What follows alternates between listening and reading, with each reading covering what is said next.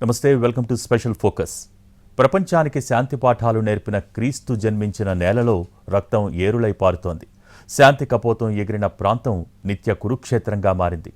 వసంతం విరబూయాల్సిన అరబ్బుల రాజ్యంలో యుద్ధం స్వైరవిహారం చేస్తోంది. పసివారు, మహిళలు అన్న జాలి లేకుండా హమాస్ ఉగ్రవాదులు రెచ్చిపోతున్నారు. అటు హమాస్ను తుడిచిపెట్టేయాల్సిన కసితో గాజాను రుద్రభూమిగా మార్చేస్తోంది ఇజ్రాయెల్ సేన. ఈ సమరంలో సమిధలు అవుతోంది ఎవరు? చలి కాచుకుంటోంది ఎవరు? అయిన వారిని కోల్పోయిన వారు ఎందరో, అమ్మా నాన్నను పోగొట్టుకున్నవారు ఇంకెందరో. ఉగ్రవాదుల చెరలో కూతురు, కొడుకులు బందీలయ్యారని విలపిస్తున్న వారి సంఖ్య ఎంతో. ప్రాణాలు లెక్కకు చిక్కటం లేదు, మరణ మృదంగం ఆగటం లేదు. ఇజ్రాయిల్ హమాస్ యుద్ధంలో చిన్నారులు, మహిళల వేదన అంతా ఇంతా కాదు. వికృత రాక్షస విన్యాసం, నలుదిక్కులా నరమేధం, మహిళలు, చిన్నారులపై తుపాకులతో ప్రతాపం, యుద్ధం వేళ సాగిన క్రూరత్వానికి నెత్తుటి సాక్ష్యం, గుండెల్ని పిండేస్తున్న హృదయ విదారక దృశ్యం, మారణహోమం వేడుక చూస్తున్న యావత్ ప్రపంచం. ఇజ్రాయెల్ని బెదిరించేందుకు పిల్లల్ని చంపడమేంటి? హమాస్ లక్ష్యమైతే గాజా జనం ఏం చేశారు?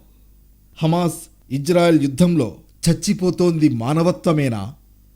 ప్రాణం మీద తీపి లేదు, మనుషులన్న కనికరం లేదు, పిల్లలన్న జాలి లేదు, మహిళలన్న కరుణ లేదు, ఎవరి బతుకు వారిదే అన్న ఇంగితం లేదు. రాకెట్ బాంబులున్నది విధ్వంసానికే అన్నట్లుగా, తుపాకీ గుళ్ళు గుండెల్ని చీల్చడానికే అన్నట్లుగా నరమేధం సాగుతోంది. రక్తపాతం ఏరులై పారుతోందని అనడం చాలా చిన్న మాట. అంతకు 10 రెట్లు ఇజ్రాయెల్ హమాస్ వార్లో పిల్లలు, మహిళల ప్రాణాలు పిట్టల్లా రాలిపోతున్నాయి. ప్రపంచ ఆధ్యాత్మిక క్షేత్రంగా విలసిల్లుతున్న రాజ్యంలో మానవత్వం మచ్చుకైనా కానరావడం లేదు. ప్రపంచానికి శాంతి మార్గం చూపిన యేసు పుట్టిన నేలలో ప్రేమాగుణం జాడే లేదు. మహమ్మదీయులకు సైతం పవిత్ర స్థలమైన భూమిలో దయాళుత్వం నీడే లేదు. ప్రపంచంలో ఎంతో బలీయ శక్తిగా ఎదిగి తమకు చివరి మజిలీగా భావించి యూదులు తరలి వచ్చే ధన్యధరణిలో కనికరం కనపడడం లేదు. ఇజ్రాయెల్ హమాస్ యుద్ధంలో ప్రతి క్షణం కలచివేసే దృశ్యాలే. గుండె నిబ్బరం చేసుకుని రాక్షస యుద్ధంలో మాయమైపోతున్న మానవత్వాన్ని, జడలు విప్పి నరమేధం సాగిస్తున్న దానవత్వాన్ని చూడాలి. ఇదిగో మహిళ జడ పట్టుకుని హమాస్ ఉగ్రవాదులు ఈడ్చికెళుతున్న దృశ్యాలు. ఒళ్లంతా గాయాలు చేసి చివరికి వ్యాన్లో ఊరేగిస్తూ కూడా చావబాదుతున్నారు. ఒక్కసారి ఈ దృశ్యాలు చూడండి. ఇక ఈ తండ్రి ఆవేదనకు అంతే లేదు. కంటికి రెప్పలా చూసుకున్న కూతురు హమాస్ చెరకు చిక్కింది. మ్యూజిక్ ఫెస్టివల్కు వెళ్లి ఉగ్రవాదుల చేతిలో బలయ్యింది. తండ్రి ఆవేదన ఒక్కసారి వినండి. ఇతను ఇజ్రాయెల్ వాసి. తన కూతురు నోవా అర్గమని హమాస్ తీవ్రవాదులు కిడ్నాప్ చేశారని ఆవేదన వ్యక్తం చేస్తున్నాడు. బాయ్ ఫ్రెండ్తో మ్యూజిక్ ఫెస్టివల్కు వెళ్లిన నోవాను ఉగ్రవాదులు కిడ్నాప్ చేశారు. తర్వాత గాజా వీధుల్లో నగ్నంగా ఊరేగించారు. బైక్పై తీసుకువెళుతున్నప్పుడు యాక్టివ్గా కనిపించిన నోవా గాజాలో వీధుల్లో ట్రక్పై తీసుకువెళుతున్నప్పుడు నిస్సహాయంగా పడి ఉంది. ఆమెను హమాస్ ఉగ్రవాదులు చంపేశారని తెలుస్తోంది. దీంతో తండ్రి ఒక్కసారిగా కుప్పకూలిపోయాడు. ఇటు గాజాపై ఇజ్రాయెల్ ప్రతీకార దాడుల్లోనూ చాలామంది చనిపోయారు. కళ్ల ముందే తమ కలల సౌధం కూలుతుంటే గుండెలు బాదుకుంటున్న గాజా పౌరుని ఆవేదన చూడండి. హమాస్ ఉగ్రవాదుల ఉన్మాదానికి ఈ దృశ్యాలు పరాకాష్ట. అక్రమంగా ఇజ్రాయెల్ భూభాగంలోకి చొచ్చుకొచ్చిన టెర్రరిస్టులు ఓ ఇంట్లోని ఆడవారిపై తుపాకీ ఎక్కుపెట్టారు. కారు పక్కన దాక్కుంటున్న ఏమాత్రం కనికరం లేకుండా కాల్పులు జరిపారు. హమాస్ టెర్రరిస్టులకు ఏమాత్రం మానవత్వం లేదనడానికి ఈ సన్నివేశం మరో నిదర్శనం. రోడ్డుపై ఉన్న సామాన్య ఇజ్రాయెల్ జనాలను పిట్టల్ని కాల్చినట్లు కాల్చారు. మృతదేహాలను వ్యాన్లో వేసుకుని వెళ్లిపోయారు. ఇజ్రాయెల్ వైమానిక దాడుల్లో నిలువెల్లా గాయపడ్డాడు ఈ గాజా బాలుడు. హమాస్ టెర్రరిస్టుల మరో దారుణమిది. ఇజ్రాయెల్ భూభాగంలోని ఓ ఇంట్లో దూరి చిన్నారులను, మహిళలను అపహరించారు. వృద్ధ మహిళ అని చూడకుండా ఆమెను కిడ్నాప్ చేశారు. మమ్మల్ని ఏం చేయొద్దు అంటూ మహిళ రోధిస్తున్నా ఏమాత్రం వినకుండా జీప్ ఎక్కించారు. 2-3 ఏళ్ల వయసున్న చిన్నారులను సైతం హమాస్ ఉగ్రవాదులు చెరబట్టారు. తల్లితో పాటు పిల్లల్ని కిడ్నాప్ చేశారు. బలవంతంగా ఆమె నెత్తి మీద ఇజ్రాయెల్ జెండాను పెట్టి ఊరేగించుకుంటూ వెళ్లిపోయారు. తన భార్య, పిల్లలకు ఎలాంటి హాని తలపెట్టవద్దు, తాను వస్తాను, తనను ఏమైనా చేయండి అంటూ భర్త వేడుకుంటున్న దృశ్యాలు సోషల్ మీడియాలో వైరల్గా మారాయి. ఇక హమాస్ ఉగ్రవాదులు ఓ ఫ్యామిలీ మొత్తాన్ని ఇంట్లో బంధించారు. తండ్రిని తీవ్రంగా గాయపరిచారు. తుపాకులతో బెదిరిస్తూ ఎదురుగా ఉగ్రవాది, బయట బాంబుల మోతలు. మరోవైపు తన సిస్టర్ బయట చనిపోయిందంటూ కన్నీళ్లు. ఈ ఘటన వీడియోను సోషల్ మీడియాలో పోస్ట్ చేసి తన పైశాచికత్వాన్ని ప్రపంచానికి చాటింది హమాస్. ఇలా చెప్పుకుంటూ పోతే ఎన్నో గాథలు. ఇటు హమాస్ ఉగ్రవాదుల నరమేధం, అటు ఇజ్రాయెల్ దళాల బాంబుల వర్షం. రెండు బలగాల మధ్య జనం పిట్టల్లా రాలిపోతున్నారు. చిన్నారులను, మహిళలను కిడ్నాప్ చేసిన, గతంలో కేవలం బందీలుగా పెట్టుకుని తమ డిమాండ్ల కోసం బ్లాక్మెయిల్ చేసేవారు హమాస్ టెర్రరిస్టులు. కానీ ఇప్పుడు కిడ్నాప్ చేసి దారుణంగా చంపేస్తున్నారు. రక్తం మరిగిన పులిలా ప్రాణాలు తోడేస్తున్నారు. వందల మంది పిల్లలు, మహిళలు హమాస్ చేతిలో బలయ్యారు. అటు ఇజ్రాయెల్ జరుపుతున్న దాడుల్లో గాజాలో 1500 మంది చనిపోతే అందులో పిల్లలు దాదాపు 500 మంది, మహిళలు 250 మంది. ఇజ్రాయెల్లో యూకే టీం ఒక్కసారిగా వణికిపోయింది. కాసేపు భయంతో వణికిపోతూ ఉరుకులు పరుగులు తీశారు యూకే ప్రతినిధులు. హమాస్ దాడుల తర్వాత పరిస్థితిని అంచనా వేసేందుకు యూకే విదేశీ వ్యవహారాల శాఖ కార్యదర్శి జేమ్స్ క్లెవర్లీ ఆధ్వర్యంలో ప్రత్యేక టీం ఇజ్రాయెల్లో పర్యటిస్తోంది. యుద్ధం నుంచి బయటపడిన కొంతమందిని పరామర్శిస్తున్న సమయంలో వారు సైరన్ వినిపించింది. దీంతో షాక్కు గురైన టీం స్పాట్ నుంచి పరుగులు తీశారు. దగ్గరలోని షెల్టర్ జోన్కి వెళ్లారు. ఇదంతా అనుకోకుండా జరిగిందని ఇజ్రాయెల్ అధికారులు తెలిపారు. ఇజ్రాయెల్ ప్రధాని బెంజమిన్ నెతన్యాహు ఏమాత్రం మెట్టు దిగడం లేదు. గాజాలోని హమాస్ స్థావరాలను సర్వనాశనం చేయడమే లక్ష్యమంటున్నారు. గాజాను అష్టదిగ్బంధం చేశారు. విద్యుత్, నీరు కట్ చేశారు. ఆహార వస్తువులేవీ గాజా వెళ్లకుండా అడ్డుకుంటున్నారు. దీంతో ఒకవైపు బాంబుల మోతతో బంకర్లలో ప్రాణాలు దక్కించుకున్న గాజా జనం తిండి లేక అల్లాడిపోతున్నారు. ఇజ్రాయెల్ అష్టదిగ్బంధన వ్యూహం గాజాలో మానవీయ సంక్షోభాన్ని తీవ్రం చేస్తోంది. నిరాశ్రయులైన గాజావాసులు మరోవైపు ఆహారం లేక ఆకలితో అలమటిస్తున్నారు. ఇక కేవలం కొద్ది గంటల ఇంధనం మాత్రమే గాజా ఆసుపత్రిలో ఉందని, అది అయిపోతే గాజాలో పేషెంట్ల మరణ మృదంగం ఖాయమని వైద్యులు ఆవేదన వ్యక్తం చేస్తున్నారు. ఐక్యరాజ్య సమితి, అమెరికా కూడా ఇజ్రాయెల్ను ఒప్పించేందుకు ప్రయత్నిస్తున్నాయి. ఆహారం, విద్యుత్, ఇంధన సౌకర్యాలను ఇప్పటికిప్పుడు పునరుద్ధరించాలని విన్నవిస్తున్నారు. యుద్ధం వల్ల సామాన్యులు ఆకలితో చనిపోకూడదని, వారిని మానవతా దృక్పథంతో ఆదుకోవాలని ఐక్యరాజ్య సమితి కోరుతోంది. ఇటు హమాస్ కూడా బెట్టు వీడటం లేదు. బందీలను దారుణంగా చంపేస్తోంది. ఇజ్రాయెల్, హమాస్ మధ్య చర్చలకు ఖతార్ ప్రయత్నిస్తున్నా ఫలించడం లేదు. ఇజ్రాయెల్ జైళ్లలో మగ్గుతున్న పాలస్తీనా మహిళలు, చిన్నారులను విడిచిపెడితే అటు ఇజ్రాయెల్ బందీలను కూడా రిలీజ్ చేయాలని ఖతార్ ప్రతిపాదిస్తున్నా ఇరు వర్గాలు వినడం లేదు. ఇరాన్, సిరియాలు హమాస్కు వత్తాసు పలుకుతున్నాయి. దీంతో ఇటు అమెరికా కూడా రంగంలోకి దిగింది. ఇజ్రాయెల్కు ఏమైనా జరిగితే తాము ఇక్కడ ఉన్నామని మరిచిపోవద్దు అంటూ అమెరికా అధ్యక్షుడు జో బైడెన్ ఇరాన్ను హెచ్చరించారు. భారతదేశం కూడా ఇజ్రాయెల్, హమాస్ సమరాన్ని పరిశీలిస్తోంది. ఇజ్రాయెల్కు మద్దతు పలికిన భారత్ అటు స్వతంత్ర పాలస్తీనాకు తమ మద్దతు ఉంటుందని ప్రకటించింది. మిగతా ప్రపంచ దేశాలు కూడా ఇజ్రాయెల్, హమాస్ యుద్ధంలో చీలిపోయాయి. ఎవరి ప్రయోజనాలు వారివే. అయితే ఇజ్రాయెల్, పాలస్తీనా శతాబ్దాల సమరంలో బలవుతున్నది మాత్రం సామాన్యులే. పశ్చిమాసియాలో మధ్యధరా సముద్రానికి, జోర్డాన్ నదికి మధ్య ఉన్న భూభాగం పాలస్తీనా. పాలస్తీనియన్లు అరబ్బులలో భాగమైన ఒక జాతి. చరిత్రలో పాలస్తీనా ప్రస్తావనలు కనీసం 2500 ఏళ్లుగా ఉన్నాయి. జూడాయిజం, క్రైస్తవం, ఇస్లాం, బహాయి వంటి మతాలన్నింటికీ ప్రధానమైన కేంద్రాలు ఈ భూభాగంలోనే ఉన్నందువల్ల ఆయా మతాల ప్రజలందరికీ ఈ ప్రాంతం తమకే చెందాలన్న ఆకాంక్షలున్నాయి. దాంతోపాటు పశ్చిమాసియాలో చమురు ఉత్పాదక గల్ఫ్ దేశాలకు పొరుగున ఉండడం వల్ల కూడా ఈ ప్రాంతపు ప్రాధాన్యత పెరిగిపోయింది. అమెరికా, బ్రిటన్లు అందుకే అశాంతి రాజేసి పబ్బం గడుపుకోవడం అలవాటు చేసుకున్నాయి. 1897లో థియోడర్ హెర్జెల్ అనే యూదు సిద్ధాంతకర్త జియోనిజం అనే సిద్ధాంతాన్ని ప్రవచించాడు. ఈయన సిద్ధాంతానికి మూలం బైబిల్లోని బుక్ ఆఫ్ జెనెసిస్. ఈ ప్రాంతాన్ని అబ్రహాం వారసులకు ఇస్తున్నట్లుగా భగవంతుడు చెప్పాడని బైబిల్ పాత నిబంధన వెల్లడిస్తోంది. ఆ నేల పేరు ఇజ్రాయెల్. తాము అబ్రహాం వారసులమని ఆ సిద్ధాంతకర్త ప్రకటించుకున్నాడు. ఇజ్రాయెల్ భూభాగం యూదులకు వాగ్దాన భూమి అని స్పష్టం చేశాడు. ఈయనతో అత్యధిక యూదులు గొంతు కలిపారు. అందువల్ల ఇది తమకు చెందాలని వాదించడం మొదలుపెట్టారు. ప్రపంచంలో చెల్లాచెదురైన యూదులందరూ తమ చివరి మజిలీగా ఇజ్రాయెల్ ప్రాంతానికే రావడం మొదలుపెట్టారు.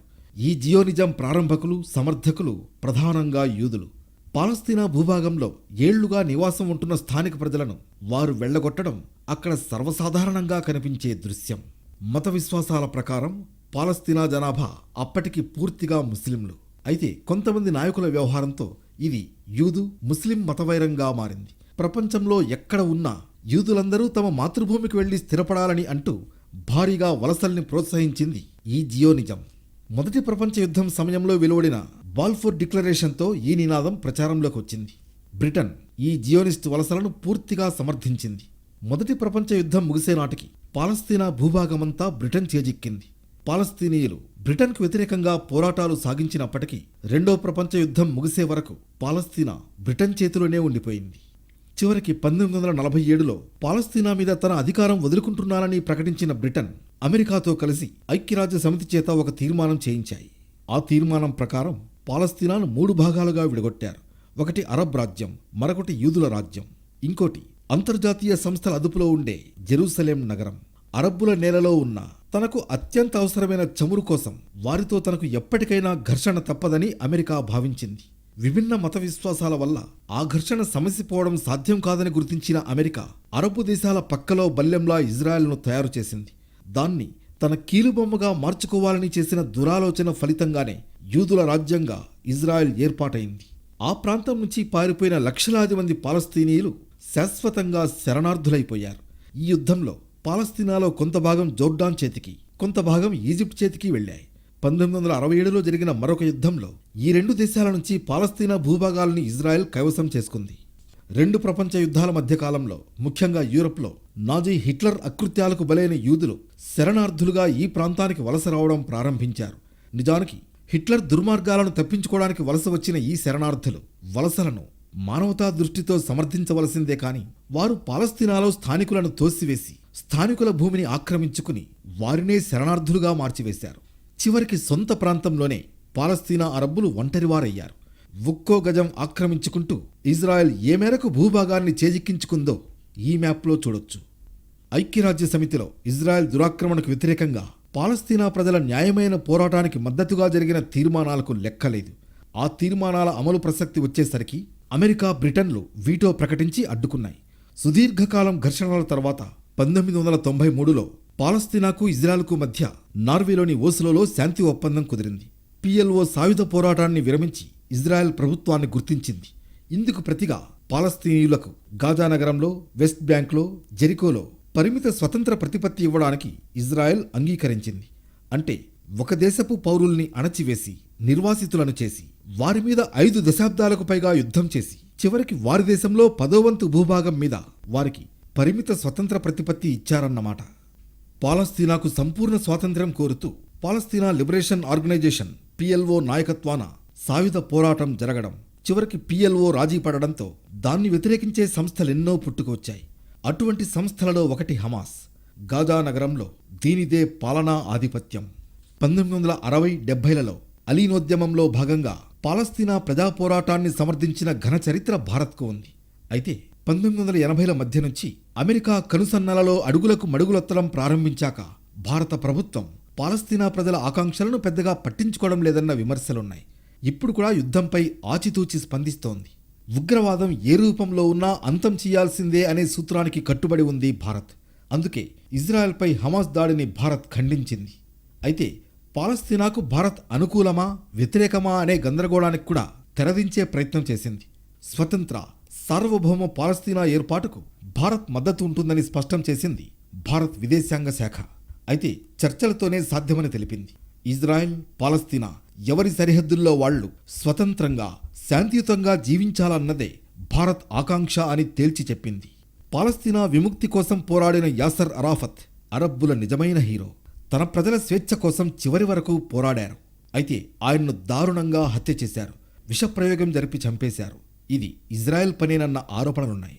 వాగ్దాన భూమి అంటూ ఇజ్రాయెల్, తమ మూలం ఇదే నేల అంటూ పాలస్తీనా.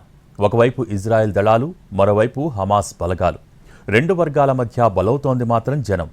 మరి పశ్చిమాసియా జ్వాలాగ్ని చల్లారుతుందా? అందుకు చొరవ తీసుకోవాల్సిందెవరు? బైబిల్ ప్రకారం యూదులు, అరబ్బులు దాయాదులే, అబ్రహాం సంతానమేనని బైబిల్ చెబుతోంది. ఇద్దరి భూభాగం కూడా మధ్యధరా సముద్ర ప్రాంతమైన ఇజ్రాయెల్, పాలస్తీనాయే. అయితే కాలం గడిచే కొద్దీ వైరం పెరుగుతోంది. బైబిల్లో చెప్పినట్లు తమ వాగ్దాన భూమి ఇజ్రాయెల్ అంటూ యూదులు నమ్ముతున్నారు. అయితే అరబ్బులైన పాలస్తీనియన్లు మాత్రం ఇది తమనేలా, ఎందుకు మీకివ్వాలని తిరగబడుతున్నారు. ఇది కాస్త 2 వర్గాల మధ్య యుద్ధమైంది. పాలస్తీనా లిబరేషన్ ఆర్గనైజేషన్ను వ్యతిరేకించి హమాస్ ఆవిర్భవించింది. నిత్యం ఇజ్రాయెల్కు కంటి మీద కునుకు లేకుండా చేస్తోంది.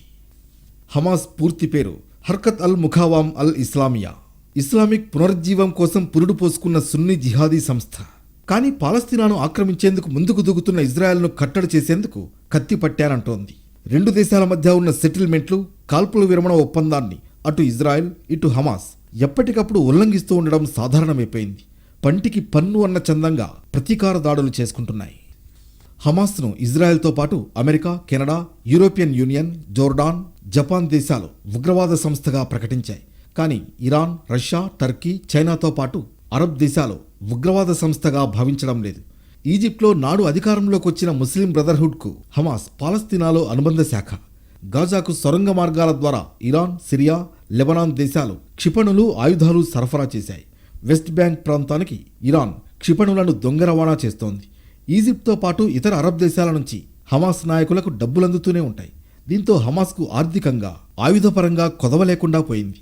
ఇజ్రాయెల్ దాడుల్ని అడ్డుకోవడం లేదంటే ప్రతీకార దాడులకు దిగడమే హమాస్ లక్ష్యం. ఈజిప్టుకు చెందిన ఉగ్రవాద సంస్థ హిజ్బుల్లా కూడా హమాస్కు ఒత్తాసు పలుకుతోంది. 2008 నుంచి 2020 వరకు ఇజ్రాయెల్ పాలస్తీనా ఘర్షణల్లో సుమారు 6,000 మంది చనిపోయారు. ఇందులో పాలస్తీనా ప్రజలు 5,590 మంది, ఇజ్రాయెల్ జనం 251 మంది.